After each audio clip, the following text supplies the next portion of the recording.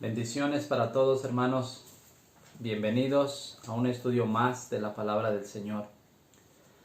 Hoy, hermanos, vamos a compartir con ustedes la segunda parte del tema La Iglesia Perpetua y el Dragón.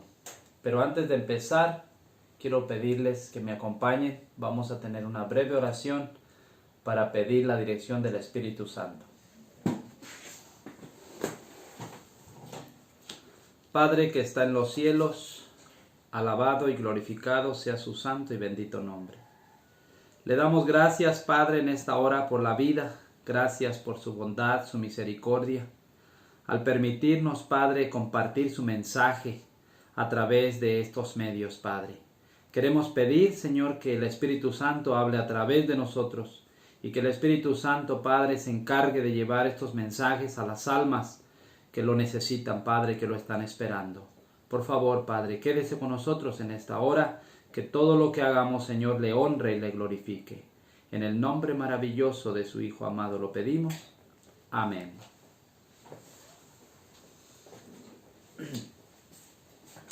Muy bien, hermanos.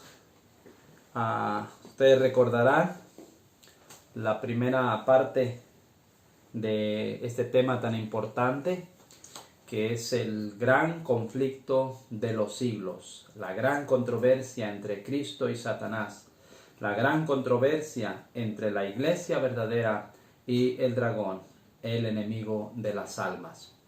Muy bien, hermanos, habíamos explicado los versículos del 1 hasta el versículo 14. Ahí aprendimos varias cosas importantes. Aprendimos, hermanos, que la mujer es símbolo de la iglesia, está vestida del sol, con la luna debajo de sus pies, muestra dos periodos de la iglesia. Uno con la Biblia escrita y el otro con la Biblia, pero la palabra de Dios, pero dada oralmente, ¿sí? Estos dos periodos son simbolizados por el sol y por la luna. Estando debajo de sus pies, muestra que este periodo había pasado. Al momento que Juan la ve vestida del sol, eso quiere decir que tiene el conocimiento de la palabra de Dios, la Biblia escrita, la palabra de Dios directa.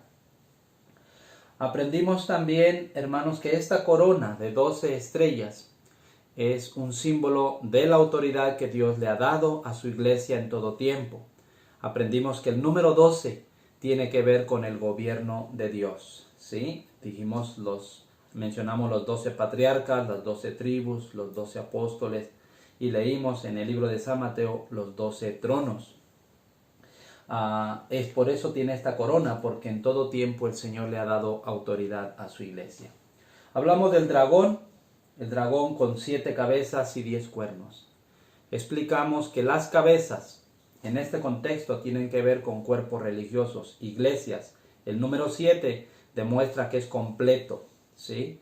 Explicamos que en el tiempo cuando el Señor Jesús estaba por nacer, vino a nacer a esta tierra, el dragón, Satanás, había ganado control de todas las religiones, de todos los cuerpos religiosos como organización, y los tenía de su parte listos para destruir al niño cuando hubiese nacido.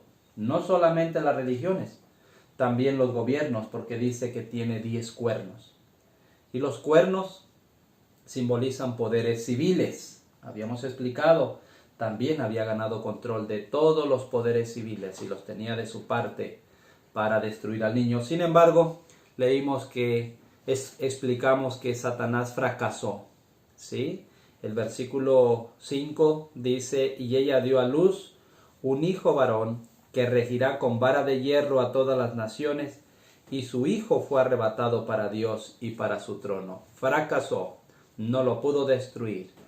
Muy bien, habíamos explicado también que ese dragón rojo, que es Satanás, con su cola arrastraba la tercera parte de las estrellas. Este conflicto va más allá de la creación, cuando este querubín llamado Lucifer se llenó de envidia y celos y se rebeló en contra del gobierno del cielo.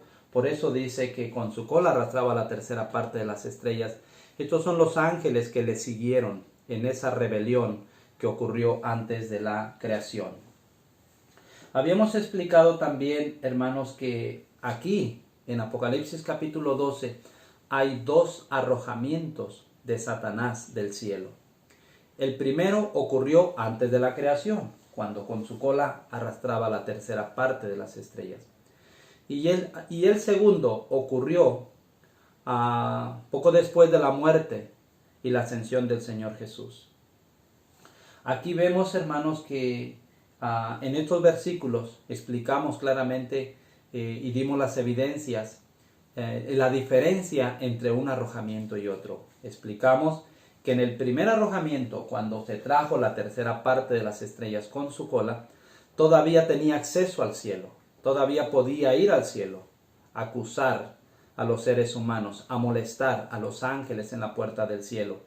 Sin embargo, en el segundo arrojamiento que se describe del versículo 7 al versículo 10, ya no se halló más lugar para él. Dice, recuerden la cita de deseado de todas las gentes, que quedó roto el último vínculo que unía el mundo celestial con este dragón. ¿Por qué? Porque se reveló realmente como lo que es, un gran homicida, derramando la sangre del Señor Jesús en la cruz del Calvario. Ese era el propósito y finalmente se cumplió.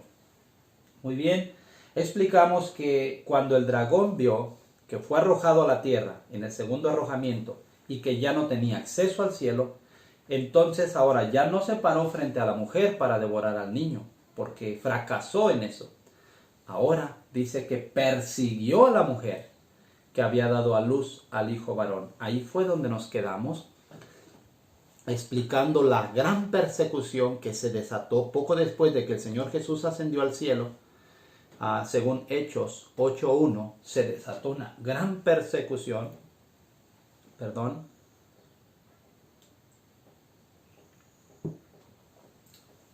una gran persecución en contra de la iglesia. ¿Qué estaba pasando, hermanos? Bueno, la iglesia apostólica, llena del Espíritu Santo, estaba avanzando con gran poder.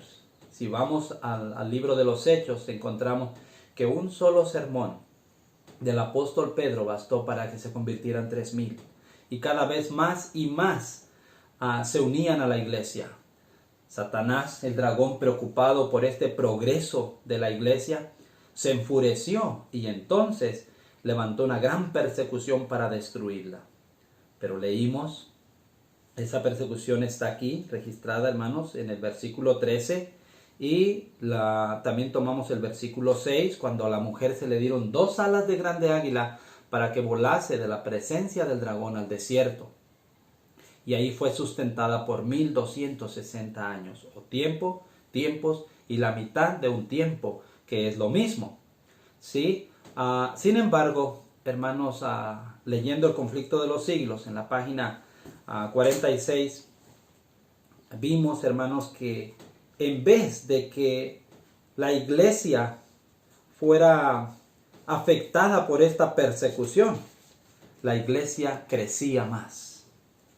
En vez de que el enemigo retrasara el trabajo que la iglesia hacía, con la persecución, pues lo ayudó más. ¿Para qué? Para que el evangelio pudiera difundirse con más poder. Dice la historia, yo se los leí, pues, de que la sangre de aquellos que eran muertos por causa de la verdad en esa gran persecución era como semilla. En los mismos tribunales de aquellos que juzgaban o aquellos que condenaban a los fieles hijos de Dios, una vez que ellos morían, de ahí mismo se levantaban en favor de la verdad. Hemos ido aprendiendo, hermanos, a través de esta profecía, cómo, aunque el enemigo se ha esforzado por dañar la verdad y por dañar la iglesia, no ha tenido éxito. Cuando comencé el tema de la parte 1, yo dije que al revisar la historia, encontramos que el enemigo ha tenido éxito en vencer o derrotar al pueblo de Dios como organización, pero no individualmente. ¿Sí? Por ejemplo, en este caso, en el tiempo cuando el Señor Jesús estaba por nacer, se muestra claramente que aún la iglesia que había sido llamada para ser representante de Dios en esta tierra, que era la iglesia judía, había venido a ser representante del dragón, de Satanás, pero como organización. Había fieles, y siempre, hermanos, que haya fieles, pocos o muchos, ellos componen la iglesia verdadera. Muy bien, entonces ahora, hermanos, vamos a entrar al punto, ¿cuál fue la táctica ahora que Satanás usó? Dicho sea de paso, viendo que la iglesia, en vez de menguar, o la obra, en vez de atrasarse, se iba adelantando más, iba avanzando más, ¿qué fue lo que hizo el enemigo? Bueno, hermanos, lo voy a leer aquí en el libro Conflicto de los Siglos, pero antes de eso voy a ir al versículo 15. Dicho sea de paso, hermanos, quiero decirles que nosotros hoy, en este tiempo, estamos viviendo entre los versículos 15 al 17. Ahí estamos ahora, hermanos, en esta profecía de Apocalipsis 12. Y voy a leer qué fue lo que hizo el enemigo, hermanos. ¿Qué fue lo que hizo? Miren, dice el versículo 15. Y la serpiente arrojó de su boca tras la mujer agua como un río, para que fuese arrastrada por el río. Hermanos, este evento no es el mismo que está en el versículo 13. Dice, y cuando vio el dragón que había sido arrojado a la tierra, persiguió a la mujer que había dado a luz al hijo varón. Esto es muy importante que nosotros lo entendamos, hermanos, que son dos acontecimientos, son dos eventos diferentes. El descrito en el versículo 13, que habla de la persecución en contra de la mujer, y el acontecimiento descrito en el versículo 15, que dice que el dragón arroja tras la mujer como un río para que sea arrastrada. ¿Sí? Son dos cosas diferentes y lo vamos a ver. ¿Qué tiene que ver este río? Pues, hermanos, nada más ni menos es ahora con el plan maestro, el plan que optó el dragón. Después de ver que la iglesia avanzaba y progresaba más, él cambió su táctica y tiene que ver con este río que aventó tras la mujer para que fuera ahogada. Lo quiero comprobar aquí en el libro Conflicto de los Siglos, en la página 46.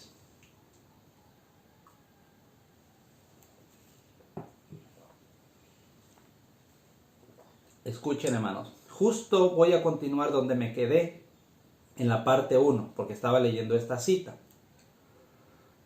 En vista de esto, Satanás se propuso oponerse con más éxito al gobierno de Dios, implantando su bandera en la iglesia cristiana.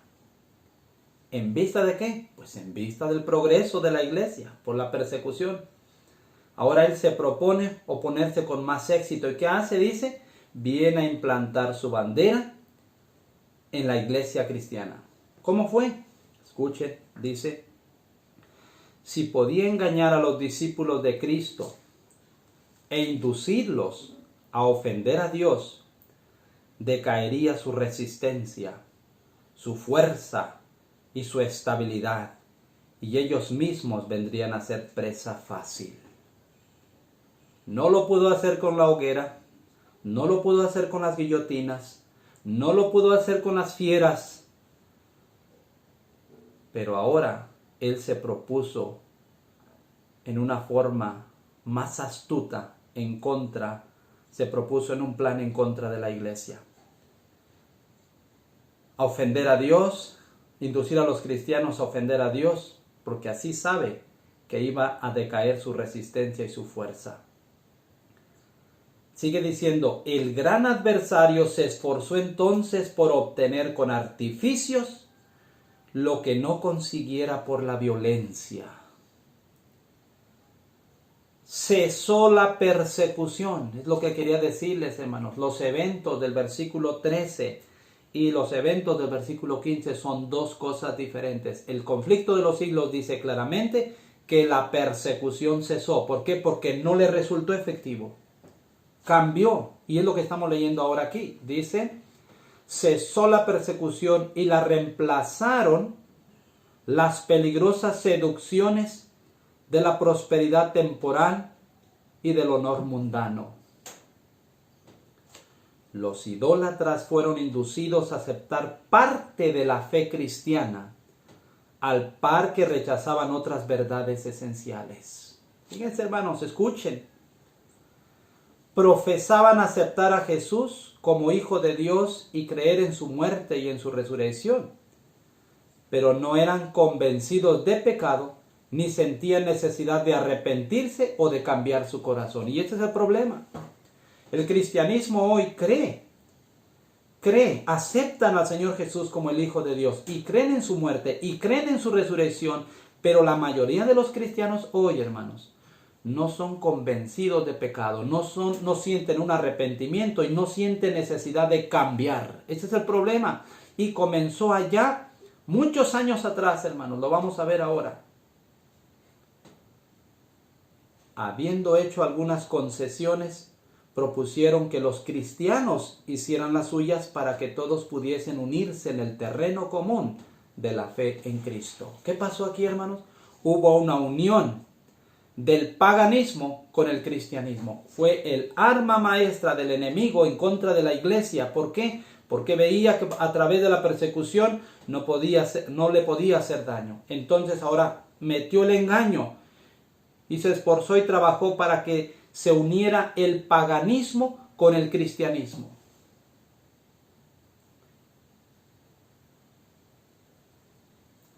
La iglesia se vio entonces en gravísimo peligro y en comparación con él, la cárcel, las torturas, el fuego y la espada eran bendiciones.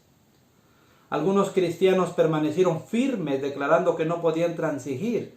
Otros se declararon dispuestos a ceder o a modificar en algunos puntos su confesión de fe y unirse con los que habían aceptado parte del cristianismo, insistiendo en que ello podría llevarlos a una conversión completa. Esa es la misma idea que impera hoy, hermanos. Vamos a tratar de bajar las normas, bajar los principios. ¿Para qué? Para que aquellos que no conocen la verdad la acepten. Pero ese es un grave peligro, hermanos, y esto viene de parte del dragón. Hermanos, esto es muy importante lo que yo quiero comentar acerca de este versículo 15. Esta agua que el dragón echó de su boca tras la mujer para arrastrarla, eso tiene un simbolismo. Y el agua, aquí mismo en Apocalipsis 17:15, dice, me dijo también, las aguas que has visto donde la ramera se sienta son pueblos, muchedumbres, naciones y lenguas. El agua en la profecía es símbolo de gente. Y este río que el dragón echó tras la mujer para que fuera arrastrada representa gente inconversa, porque sale de la boca del dragón.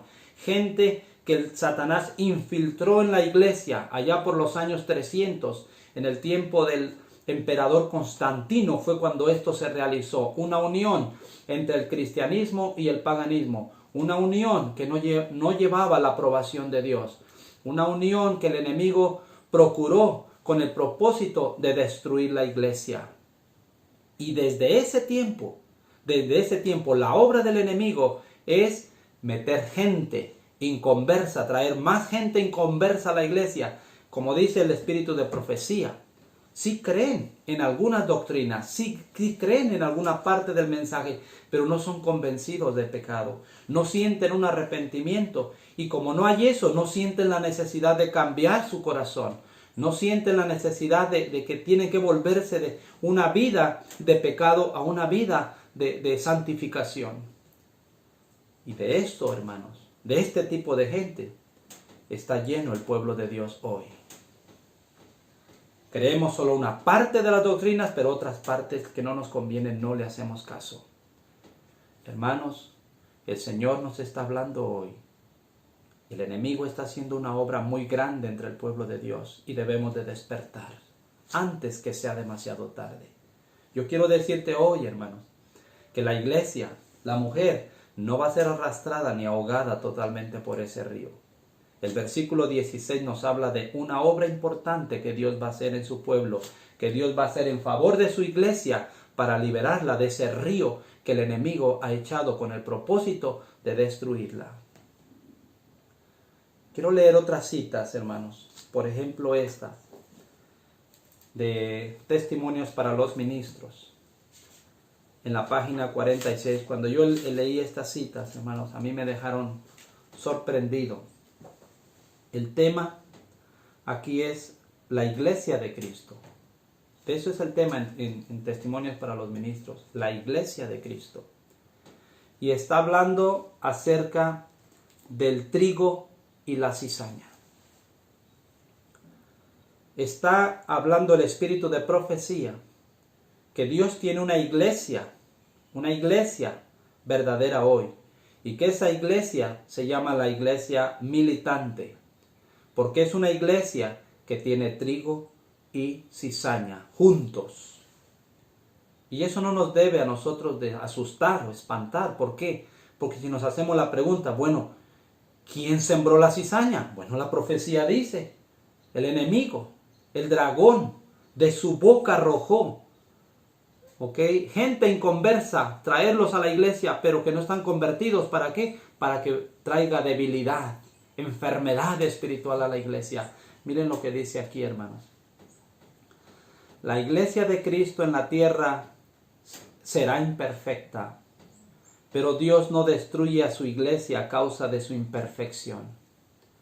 Ha habido y habrá personas llenas de celo no conforme a ciencia que querrán purificar la iglesia y desarraigar la cizaña del medio del trigo. Pero Cristo nos ha dado luz especial sobre la manera de tratar a los que yerran y a aquellos que en la iglesia no están convertidos. Ninguna resolución espasmódica, celosa y apresurada ha de ser tomada por los miembros de la iglesia para separar de la misma a los que ellos consideran defectuosos de carácter. La cizaña aparecerá en medio del trigo, pero haría más daño arrancarla, a menos que sea de la manera señalada por Dios, que dejarla. Mientras el Señor trae a la iglesia a aquellos que están verdaderamente convertidos, escuchen, hermanos, esto es importante. Mientras el Señor trae a la iglesia a aquellos que están verdaderamente convertidos, Satanás al mismo tiempo trae a ella personas que no están convertidas. Mientras Cristo siembra la buena simiente, Satanás siembra la cizaña. Hay dos influencias opositoras que se ejercen continuamente sobre los miembros de la iglesia. Una influencia trabaja para la purificación de la iglesia y la otra para la corrupción del pueblo de Dios. Esta cita es muy clara, hermanos. ¿Sí? En la iglesia hoy hay trigo y hay cizaña, por eso dice la iglesia será imperfecta. Y nadie dentro de la iglesia dice tiene el derecho o Dios le ha dado la facultad para que diga tú eres trigo y tú eres cizaña. Como eres cizaña te voy a borrar de los libros de la iglesia. Te vas a ir de la iglesia porque eres cizaña. Ningún ser humano se le ha dado esa autoridad. Dice que a no ser que sea de la manera como Dios lo ha establecido. Y hoy vamos a saber cómo es la manera que Dios ha establecido para quitar la cizaña del medio del trigo en su iglesia, en su pueblo. Hermanos, mientras el Señor trae gente sincera, fiel a su iglesia, el enemigo hace su obra. Por eso la profecía dice que Él arrojó ese río.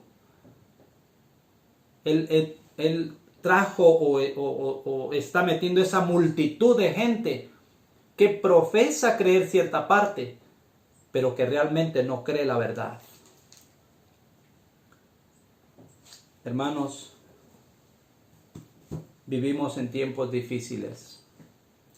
Y si no estuviéramos viviendo lo que estamos viviendo, difícilmente podríamos entender lo que la profecía nos dice.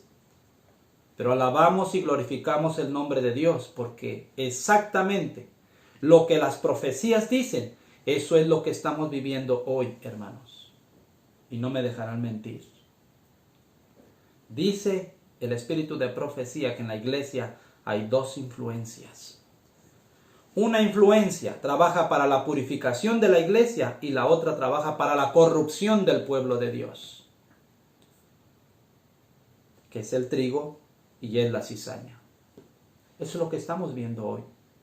Estamos viendo hoy, hermanos, que se están tomando decisiones para sacar de la iglesia aquellos que son considerados como cizaña, cuando el Señor no ha permitido esta obra a ningún ser humano. Y esta obra hoy se está haciendo por manos humanas. Eso es lo que estamos viendo hoy. ¿Por qué? Porque el enemigo está airado en contra de la iglesia y de la verdad. El enemigo no quiere que el pueblo de Dios se prepare. Quiere que finalmente los acontecimientos y los eventos se cumplan y el pueblo de Dios esté dormido, confiado completamente.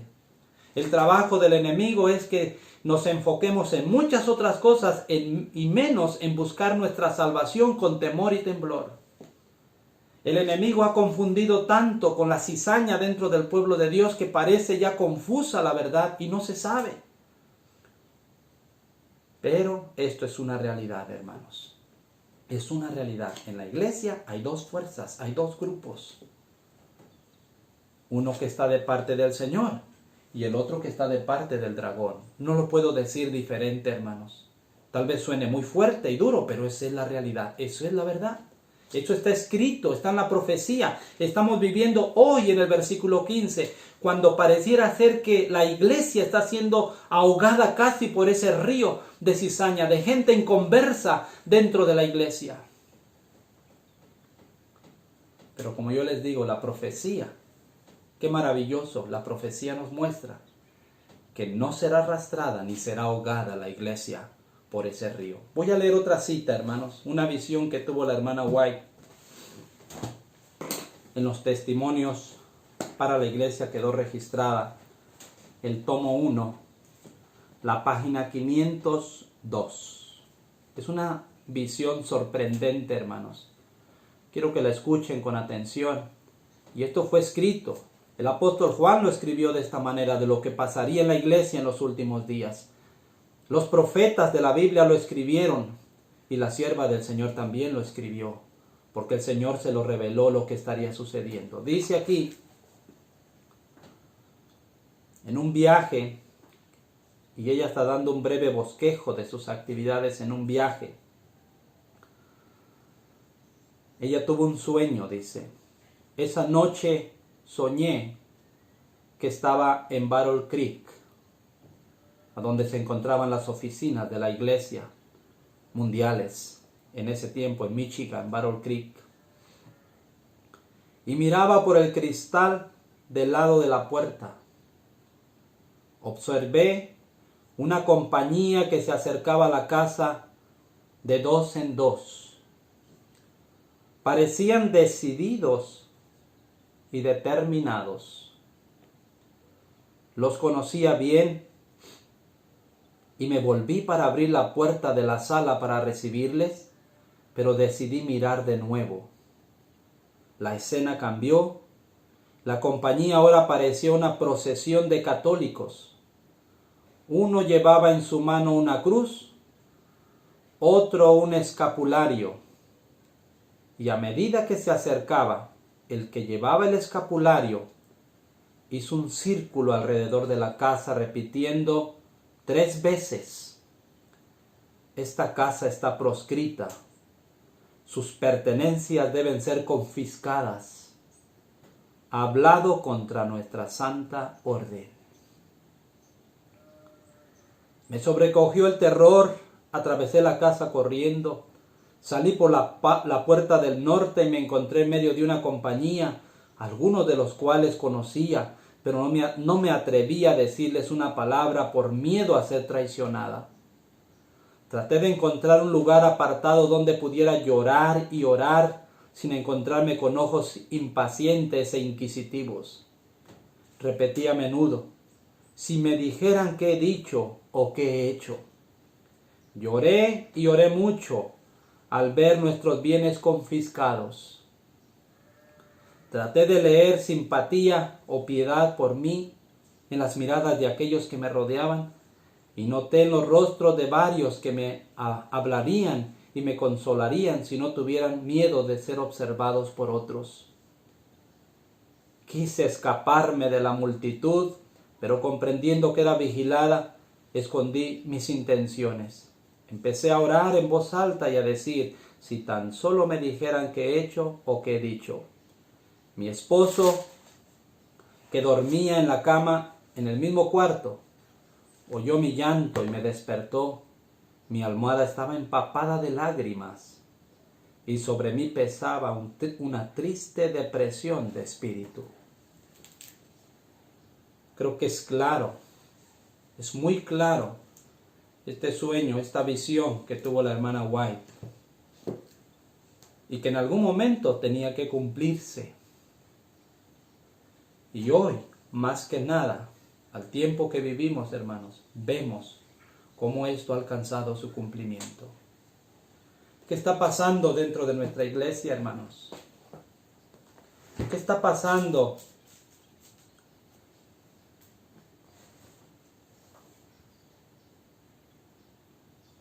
Y da tristeza. Pero lo que está pasando, hermanos, yo espero que esto abra nuestros ojos y hagamos algo por nuestra iglesia, por las verdades que Dios le ha dado a este pueblo. Dios quiere, hermanos, que estos mensajes nos ayuden a levantarnos en favor de la verdad. El enemigo casi ha ganado control.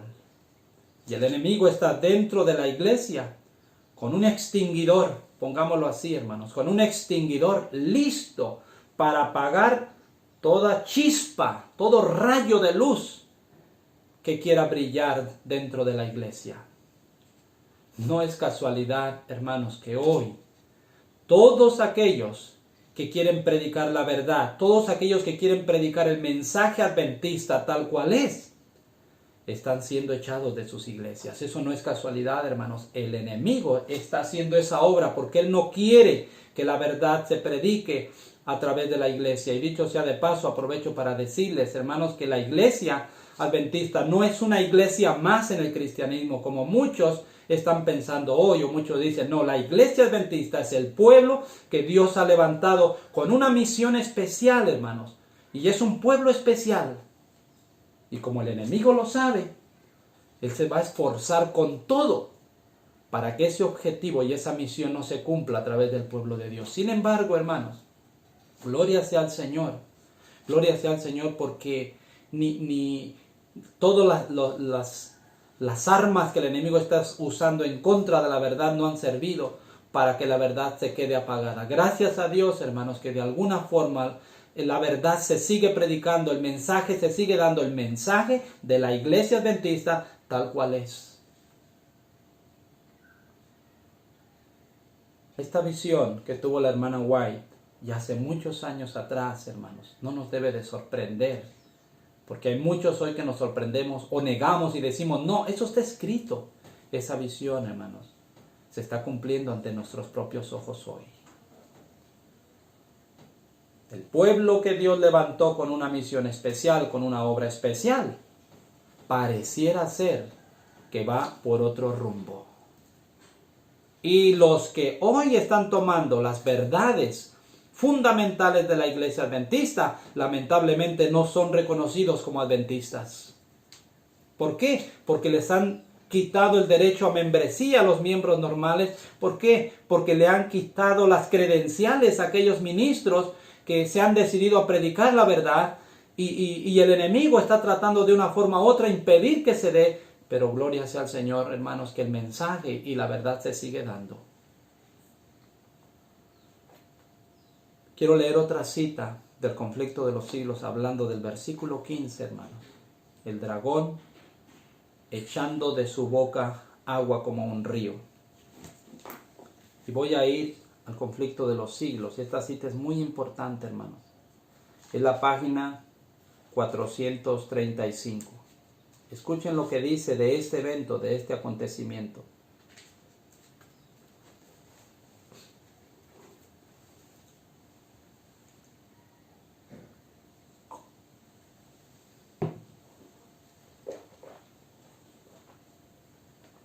Dice, ¿cuál fue el origen de la gran apostasía? Está hablando de ese tiempo, hermanos, cuando se hizo esa unión, cuando se hizo ese cambio, cuando la persecución terminó y parecía que ahora venían mejores tiempos para la iglesia. ¿Por qué? Porque se le estaba admitiendo ahora. Las autoridades la estaban reconociendo como la iglesia. Las autoridades estaban ahora estaban haciendo una obra, en vez de perseguir a los cristianos, perseguían a los paganos para convertirlos al cristianismo. Y eso pasó, hermanos, eso está escrito. Si es más, si ustedes lo buscan en la historia universal, encontrarán ese gran acontecimiento registrado ahí. Pero no trajo mucha bendición para la iglesia. Lo que trajo fue una gran apostasía. ¿Y cuál fue? Aquí dice, ¿cuál fue el origen de la gran apostasía?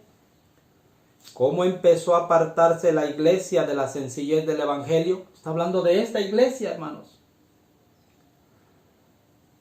Conformándose a las prácticas del paganismo para facilitar a los paganos la aceptación del cristianismo.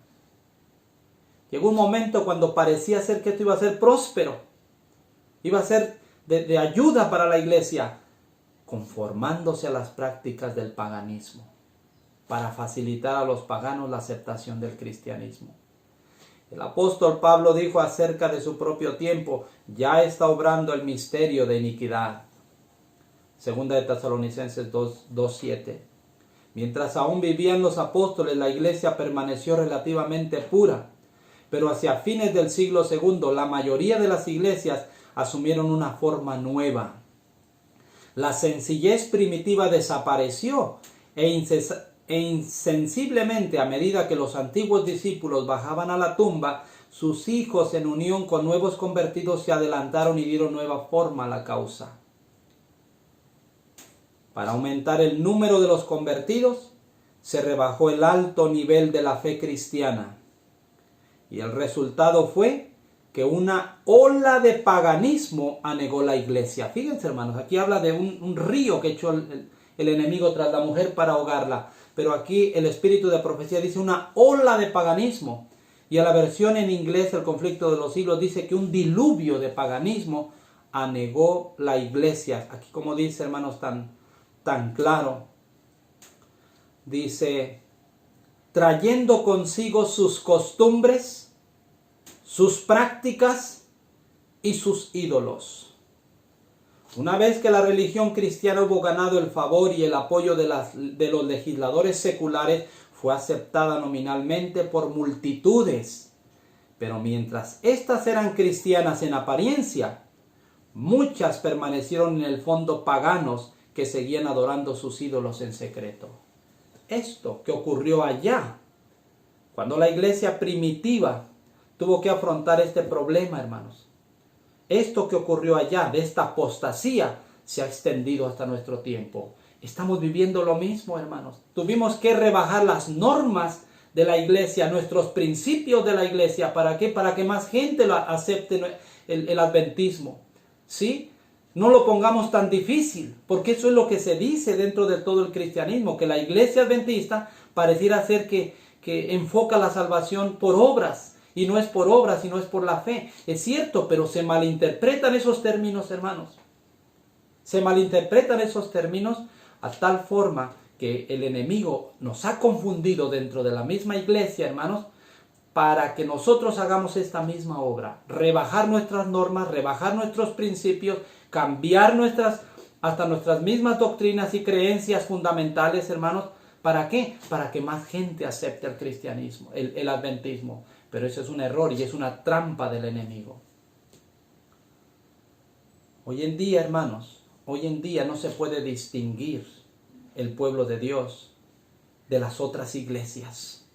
Y si así fuera, hermanos, si nosotros fuéramos un pueblo peculiar, si fuéramos un pueblo diferente, un pueblo que no solo predica, sino que vive sus principios y sus normas, hermanos, les aseguro que la misma persecución que ocurrió allá poco después de que el Señor Jesús ascendió al cielo, esa misma persecución se encendería ahora.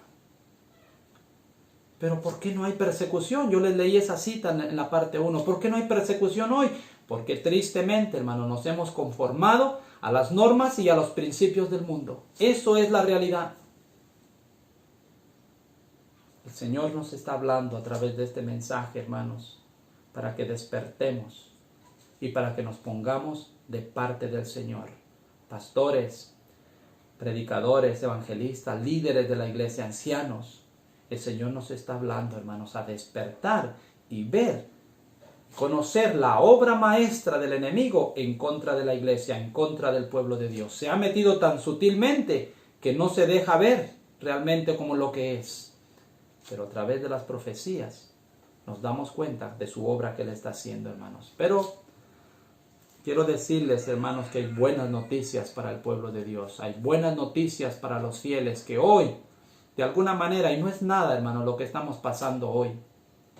No es nada que quite nuestros nombres de los libros de la iglesia.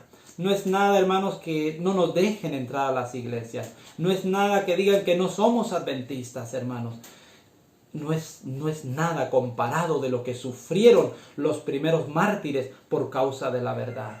No es nada, hermanos, y debemos de animarnos, debemos de fortalecernos y seguir adelante en el nombre del Señor. ¿Por qué? Porque muy pronto las cosas van a cambiar. Muy pronto, hermanos, la mano del Señor va a arreglar esta situación difícil que vive el pueblo de Dios. Esta situación de mundanalidad que reina dentro de nuestro pueblo. ¿Dónde está y cómo se describe? Versículo 16 de Apocalipsis 12 dice, hermanos: pero la tierra ayudó a la mujer, pues la tierra abrió su boca y tragó el río que el dragón había echado de su boca. Gloria sea al Señor. Amén. La tierra ayudó a la mujer, pues la tierra abrió su boca y tragó el río que el dragón había echado de su boca. Pronto, hermanos, toda esta gente inconversa, toda esta gente que el enemigo ha metido dentro de la iglesia, la tierra abrirá su boca y los tragará. Muy pronto, hermanos, Dios va a obrar en favor de su pueblo, porque pareciera ser que está opacado ahí. Pero muy pronto ese pueblo va a surgir. Cuando Dios haga esta obra maravillosa en su pueblo, entonces su iglesia va a cumplir finalmente el propósito divino por el cual Dios lo ha enviado a este mundo. ¿Y qué tiene que ver con esto, hermanos? De que la tierra abre su boca. Bueno, se entiende clarísimamente qué va a pasar, de que toda esa gente impía va a ser destruida. Pero ¿qué dice la Biblia, hermanos? Quiero que me acompañen para que podamos entender un poco mejor. En el libro de Números, aquí hay un relato bíblico, Números capítulo 16, para entender mejor esa obra que Dios está por hacer en su iglesia, en su pueblo.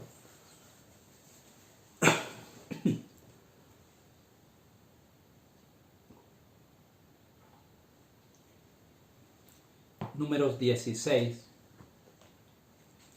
versículo 26 en adelante. Habla de la rebelión de Coré, de Datán y Abiram. Y él habló a la congregación diciendo: apartaos ahora de las tiendas de estos hombres impíos, y no toquéis ninguna cosa suya, para que no perezcáis en todos sus pecados. Y se apartaron de las tiendas de Coré, de Datán y de Abiram, en derredor. Y Datán y Abiram salieron y se pusieron a las puertas de sus tiendas, con sus mujeres, sus hijos, sus pequeñuelos. Y dijo Moisés: en esto conoceréis que el Señor me ha enviado para que hiciese todas estas cosas, y que no las hice de mi propia voluntad. Si como mueren todos los hombres muriesen estos, o si ellos al ser visitados siguen la suerte de todos los hombres, el Señor no me envió. Mas si el Señor hiciere algo nuevo, y la tierra abriere su boca y los tragare con todas sus cosas, y descendieren vivos al Seol, entonces conoceréis que estos hombres irritaron al Señor. Y aconteció que cuando cesó él de hablar todas estas palabras, se abrió la tierra que estaba debajo de ellos, Abrió la tierra su boca y los tragó a ellos, a sus casas, a todos los hombres de Coré y a todos sus bienes. Y ellos con todo lo que tenían descendieron vivos al Seol, y los cubrió la tierra, y perecieron de en medio de la congregación. Y todo Israel, los que estaban en derredor de ellos, huyeron al grito de ellos, porque decían: no nos trague también la tierra. Esto es lo que la Biblia dice en cuanto al evento, para poder entender mejor el evento que está por ocurrir hoy dentro del pueblo de Dios, en la iglesia. Este es el relato bíblico, el contexto bíblico de que la tierra abra su boca. ¿Con qué propósito? Aquí lo vemos en los tiempos de Moisés. Estos hombres se levantaron en contra de Moisés, en contra de la voluntad de Dios, y miren lo que sucedió. Hermanos, en todos nuestros estudios, comenzando con el tema de los 144,000, se muestra que Dios está sellando su pueblo hoy en la iglesia adventista del séptimo día. Serán sellados 144,000. Hemos explicado, hermanos, que Dios está haciendo una obra especial en su iglesia hoy al enviar este mensaje para prepararla para el sellamiento del pueblo de Dios. Ese sellamiento, si ustedes recuerdan en esos temas, hermanos, la sierva del Señor lo dice en Testimonios para los Ministros, la página 445. Este sellamiento de los siervos de Dios es el mismo que se le mostró a Ezequiel. La visión que Juan vio del sellamiento en Apocalipsis 7 es la misma visión que vio Ezequiel en el capítulo 9, hermanos. Los dos profetas describen cómo será el sellamiento. Y en el libro de Ezequiel se ve una separación, hermanos. Solamente los que reciben el sello, dice, son los que gimen y claman por las abominaciones que se hacen en medio de la iglesia, en medio del pueblo de Dios. Son los únicos que son sellados, los que están preocupados por su condición espiritual primeramente, los que están preocupados por lo que está pasando en la iglesia y hablan, claman, hablan y preparan al pueblo de esta situación que está pasando. Son los únicos que serán sellados. Eso muestra, hermanos, una purificación que Dios va a traer a su iglesia. A través del tema del sellamiento se muestra una separación del trigo y la cizaña. También, hermanos, lo presentamos en la profecía de Daniel capítulo 2, el cortar de la piedra. Dice la Biblia que la piedra fue cortada no con mano humana. Y esa es la manera como Dios ha establecido que se debe separar el trigo de la cizaña. No con mano humana. Los ángeles de Dios son los únicos que pueden hacer esa separación, porque ellos saben quién es trigo y quién es cizaña. Esa piedra que es cortada no con mano. Esa piedra que viene del monte y que después de ser cortada pega en los pies de la imagen y crece y se hace un gran monte que llena toda la tierra, hermanos. Ahí en el cortar de la piedra se muestra lo mismo que el sellamiento del pueblo de Dios. Ahora, hermanos, a través de este estudio, vemos que la tierra va a abrir su boca y va a absorber o tragar el río, la gente inconversa. Este acontecimiento es lo mismo que el sellamiento de los 144,000, la separación descrita en Ezequiel 9, el cortar de la piedra, hermanos. Y cuando este evento venga, entonces surgen los sellados, el pueblo de Dios, los 144,000, también revelados en la parábola de Mateo capítulo 20. Es otro tema que ya lo explicamos ante ustedes, hermanos. Esos que son llamados cerca de la hora undécima son los 144,000 que terminarán finalmente la obra en todo el mundo. Llevarán el mensaje de salvación, hermanos. Así es que el evento descrito en el versículo 16 de Apocalipsis 12, hermanos, no solo está separado aquí en esta profecía, sino que es una profecía que está de acuerdo con todas las profecías que hemos estado compartiendo con cada uno de ustedes, hermanos. Todas estas profecías revelan que Dios muy pronto va a purificar su iglesia, va a purificar su pueblo. ¿Por qué, hermanos? Porque Él quiere que su pueblo, su iglesia, finalmente termine la obra. Y una iglesia, hermanos, en esta condición tan llena de cizaña, ¿cómo puede ser luz para otros cuando nosotros mismos estamos en tinieblas? ¿Cómo podemos ser luz para otros cuando nosotros mismos estamos en tinieblas? ¿Qué testimonio ven aquellos que no conocen la verdad de nosotros? ¿Qué les mostramos? Ya en otros temas hemos dicho, hermanos, nosotros como pueblo de Dios, nuestro problema es que predicamos algo que realmente nosotros no vivimos. Invitamos a la gente que no conoce la verdad a que cambie, a que sea diferente, pero nosotros no cambiamos. Eso es el problema que existe dentro de la iglesia. Ese es el engaño que predomina entre nosotros, que todo está bien cuando realmente todo está mal. Hermano y hermana, quiero a través de este mensaje hacer un llamado a todos para que nos pongamos de parte del Señor. Si hemos abrazado la fe adventista, hemos creído en el mensaje adventista, hemos hecho algo bueno y estamos bien. Pero la condición en la cual nos encontramos la mayoría es deplorable ante los ojos de Dios. Es un momento, hermanos, en que debemos de parar en nuestro curso, en nuestra vida, reflexionar y hacernos un examen, un estudio de realmente quién somos y hacia dónde vamos. Esto, el evento del versículo 16 es lo que sigue. Les dije, estamos viviendo en el versículo 15, pero el evento del versículo 16, eso es lo que sigue y está a las puertas. ¿De qué lado vamos a estar nosotros, hermanos? ¿De qué lado? El Señor nos está llamando a que nos arrepintamos, volvamos a Él y arreglemos cuentas con Él. Eso es lo que el Señor nos está llamando. ¿Vamos a atender la voz del Señor? ¿O taparemos nuestros oídos, hermanos? Esto es la última oportunidad que el Señor nos está dando para que volvamos a Él, hermanos. De nosotros depende lo que hagamos de estos mensajes. Depende realmente cuál va a ser nuestro futuro, hermanos. Si seremos de aquellos que serán sellados o de aquellos que serán tragados por la tierra cuando llegue este momento, cuando el Señor purifique su iglesia, cuando el Señor limpie, ¿verdad?, a su pueblo, hermanos. Después de que la purificación viene, hermanos, aquí en Testimonios para los Ministros, después de que la iglesia la tierra abre su boca y traga el río, algo sucede, hermanos.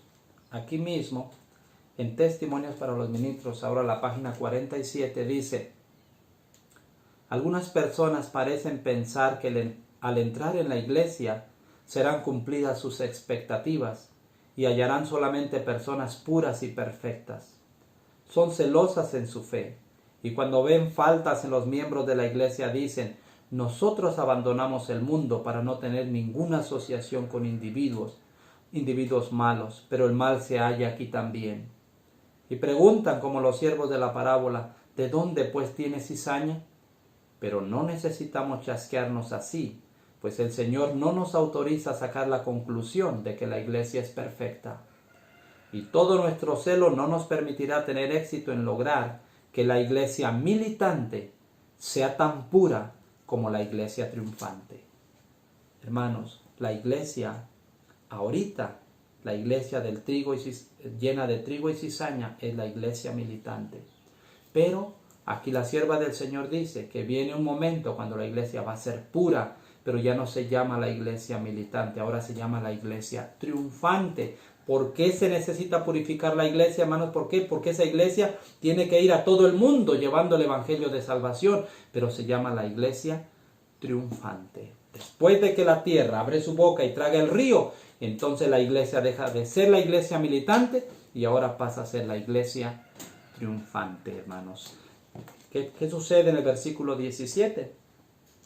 Dice: entonces el dragón, otra vez, hermanos, el dragón no va a descansar hasta el mismo final.